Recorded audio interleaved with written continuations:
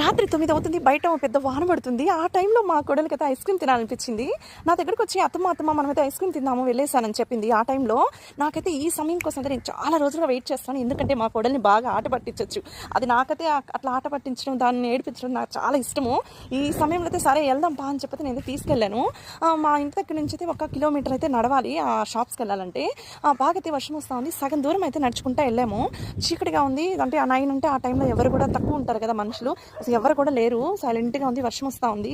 సగం దూరం వెళ్ళాకైతే పాప 1 నిమిషం ఆగున్నాను. ఆగింది. ఆగాకైతే తొందరగా పరిగెత్తండి అని చెప్పాను. ఆగకుండా వచ్చిన దారిలోనే నాన్ స్టాప్గా పరిగెత్తుకుంటూ అయితే మా ఇంటి దగ్గరకు వచ్చి అయితే ఆగాము. ఆ అమ్మాయికి ఏం అర్థం కాలేదు. అత్తమ్మ ఏమైంది, ఎందుకు పరిగెత్తున్నావు అంటే వర్షం వస్తుంది అందుకే పరిగెత్తుకుంటూ వచ్చేసామన్నాను. చిన్నగా నవ్వుకోలేదు అసలుకి. అసలు వీడియో క్లిప్పింగ్స్ కానీ తీస్తుంటే పిచ్చిగా నవ్వుకునే వాళ్ళు. ఆ వీడియోస్ చూసి నవ్వుకోవడమేనా, ఏమన్నా సబ్స్క్రైబ్ చేసుకున్నది ఏమన్నా ఉందా? ముందు మామూలుగా ఉండేది నా ఛానల్ వీడియోస్. కానీ హరి తొందరగా అయితే నా ఛానల్ సబ్స్క్రైబ్ చేసుకోండి, కామెంట్ చేయండి, లైక్ చేయండి. Bye bye.